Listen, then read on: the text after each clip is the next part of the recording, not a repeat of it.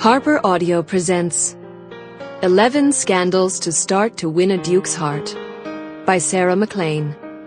Performed by Barrie Kreinik.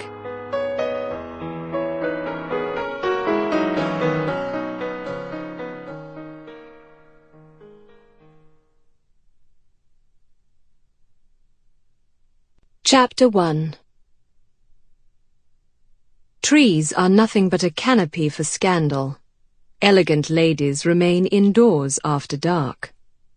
A treatise on the most exquisite of ladies. We hear that leaves are not the only things falling in gardens. The Scandal Sheet, October 1823. In retrospect, there were 4 actions Miss Juliana Fiori should have reconsidered that evening. First, she likely should have ignored the impulse to leave her sister-in-law's autumn ball in favour of the less cloying, better-smelling, and far more poorly lit gardens of Ralston House. Second, she very likely should have hesitated when that same impulse propelled her deeper along the darkened paths that marked the exterior of her brother's home. Third, she almost certainly should have returned to the house the moment she stumbled upon Lord Grabham, deep in his cups, half falling down, and spouting entirely ungentlemanly things. But she definitely should not have hit him.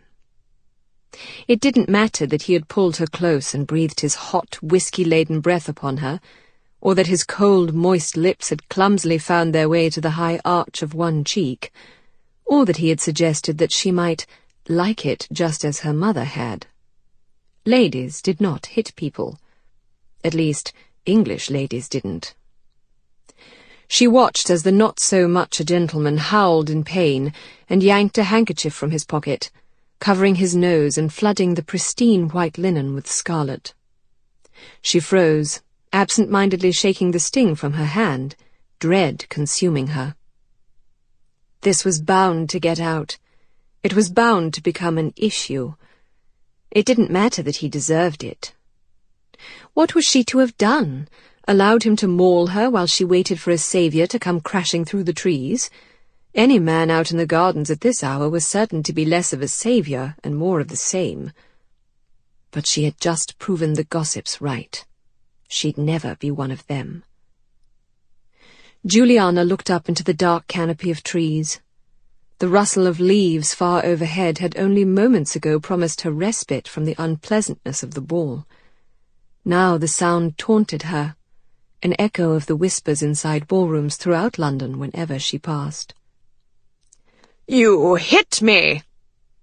The fat man's cry was all too loud, nasal, and outraged. She lifted her throbbing hand and pushed a loose strand of hair back from her cheek.